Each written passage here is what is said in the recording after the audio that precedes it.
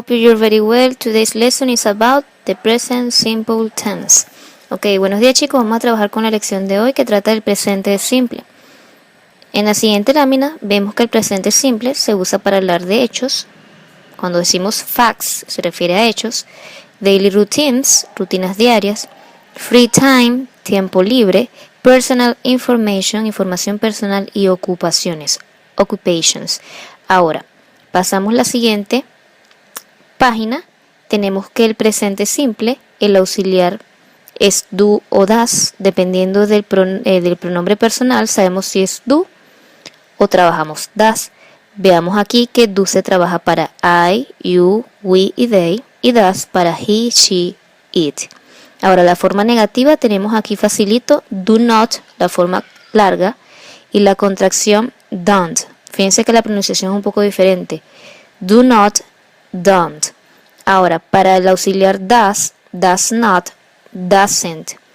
Ahora, a continuación vemos un ejemplo. Tenemos dos niños viendo televisión, ¿no? La estructura entonces sería, a manera de ejemplo, Joseph and Robert watch TV at night. Joseph and Robert watch TV at night. Ahora, cuando yo lo pase a pregunta, ¿qué es lo que hay que colocar en primera posición? El auxiliar. Ahora, ¿cuál auxiliar sería do o does? En este caso es do porque estamos trabajando con plural, Joseph y Robert. Ok, la oración sería, do Joseph and Robert watch TV at night? Con un signo de interrogación al final. Fíjense cómo se forma la pregunta, sencillito. Auxiliar, primera posición. Seguido viene el sujeto, posterior el verbo, el complemento y la expresión de tiempo. Ahora, para responder de forma larga, fíjense, colocamos yes o no, dependiendo si es una positiva o negativa.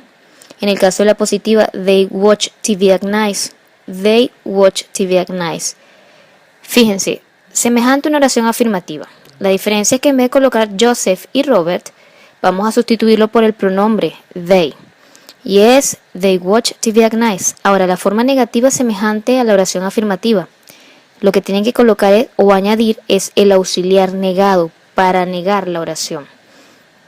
No, they don't, la forma contraída, fíjense, watch TV at night. Y respuestas cortas, sencillo, pronombre auxiliar negado. Yes, they do, no, they do not. Vemos el siguiente ejemplo. El siguiente ejemplo vemos a un compañerito jugando videojuegos. Ok, la oración fácilmente puede ser Pablo plays video games on his computer on weekends.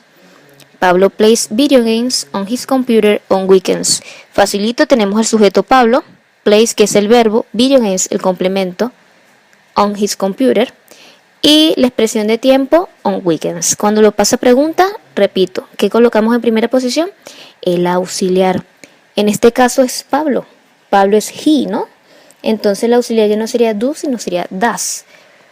Does Pablo play video games on his computer on weekends? Fíjense, lo mismo que en el ejemplo anterior. Does auxiliar, Pablo sujeto, verbo play, video games on his computer complemento, on weekends expresión de tiempo, signo de interrogación. Ahora, cuando responda de forma larga, ya sabemos que es la misma oración afirmativa, pero colocándole un yes delante, y en vez de colocar Pablo, colocamos he. Yes, he plays video games on his computer on weekends. No, he doesn't play video games on his computer on weekends. La forma negativa, ¿qué es lo que le añadimos? El auxiliar. Puede ser la forma corta o la forma larga. En este caso es la forma corta o contraída. Ahora, para las respuestas cortas, ya saben ustedes, yes, he does, no, he does not. O sea, la forma corta siempre se formará pronombre auxiliar. Pero, ¿qué pasa en esta lámina? Fíjense que nosotros tenemos una S en el verbo. Esa S es la inflexión de la tercera persona del singular, que es lo que vamos a ver a continuación. Ok, tiene como título el cuadro Third Person Singular Present Tense Verb Inflection. ¿Qué significa eso? Inflexión del verbo en el presente simple en las terceras personas del singular. Ahora, el cuadro consiste en un ending examples, o sea, en la terminación y en unos ejemplos. La terminación me dice, para el primer cuadrito, si el verbo termina en S, SH, CH O, X o Z, la inflexión de la tercera persona es ES. Repito, si el verbo termina, o sea, la terminación, la última letra del verbo es una S, una SH, una CH, una O, una X o una Z, la inflexión consiste en que yo le añado una ES al final del verbo. Y tenemos unos ejemplos. Al lado dice he kisses. Quiere decir que el verbo es kiss, termina en S. Si yo estoy usando la tercera persona del singular, en este caso es he, o sea, creando una oración con he, yo uso la primera regla, que es colocarle ES al verbo. Por ejemplo, el caso de fish. Fish termina en SH, ES. El caso de watch termina en CH, le añado ES, she watches. En el caso de go, termina en O, se le añade ES, she goes. En el caso de fix, termina en X, he fixes. En el caso de bus, fíjense ahí, the phone buses, se le añade la ES al verbo. Ahora existe una segunda regla, me dice, si el verbo acaba en consonante más Y, o sea, que el verbo termina en Y, pero delante de esa Y hay una consonante, la inflexión de la tercera persona se forma sustituyendo la Y, o sea, quitamos esa Y y añadimos una Y más ES. Tienen el caso de study, termina en Y, pero antes de la Y que va, una D, una consonante. Sería entonces he studies. Tenemos el verbo fly, termina en Y, pero antes que va, una L. He flies.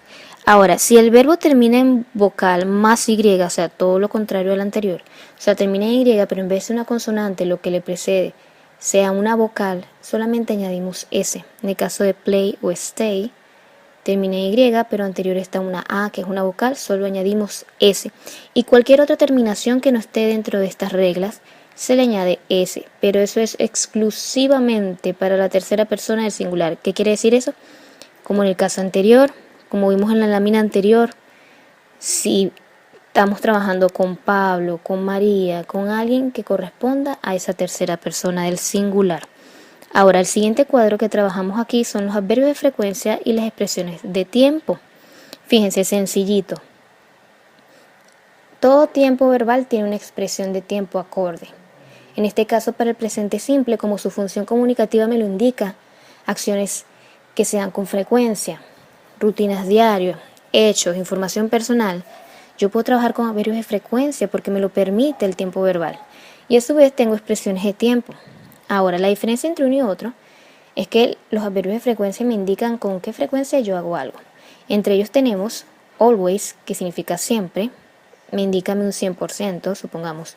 Often, que es frecuentemente, un 75%. Usually, usualmente, un 50%. Sometimes, algunas veces, 25%. Y never, que es nunca. Ahora, esos porcentajes son aproximados, no es que es específicamente ese es el porcentaje para cada uno de esos adverbios. Si vemos en el cuadro inferior tenemos unos ejemplos, examples. He always makes his bed.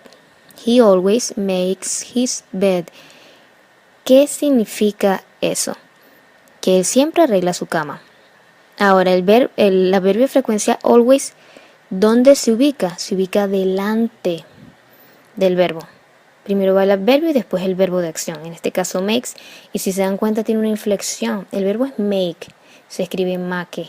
Pero le añado una S porque estoy trabajando con he. En una oración afirmativa. Y I am never late.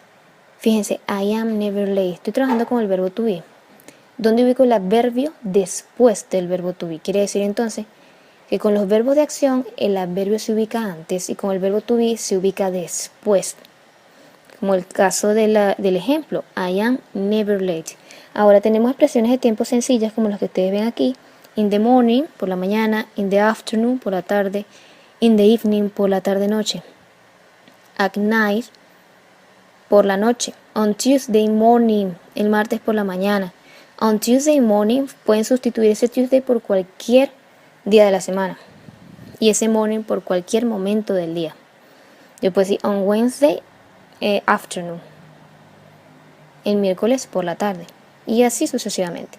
Tenemos otras expresiones de tiempo como every day, todos los días, every weekend, todos los días de la semana, todos los fines de semana, every year, todos los años, incluyendo, también podemos trabajar con hora, como tienen el ejemplo allí. Tenemos entonces los dos ejemplos. I work every day. Fíjense, toda expresión de tiempo se ubica al final de la oración. I work every day. She gets up at 6 o'clock. She gets up at 6 o'clock. Fíjense, tengo la inflexión del verbo, ya no es get, sino gets, con una S, porque estoy trabajando con pronombre personal she. Ahora, para finalizar, tenemos una frase de Frederick Douglass, que dice así: If there is no struggle, there is no progress. Si no hay lucha, no hay progreso. If there is no struggle, there is no progress. En la medida que nosotros nos esforcemos en la realización de nuestras metas, habrá un progreso. No nos podemos estancar en esta cuarentena, tenemos que avanzar, cumplir con todas las asignaciones, aprender un poco cada día de lo que sucede de manera positiva, siempre pensando en el cumplimiento de nuestros objetivos. Ya saben, les estaré subiendo la guía por la página y si tienen alguna duda ya saben cómo contactarme. Y a su vez por la página también les estaré mandando la siguiente evaluación. Que tengan un feliz día.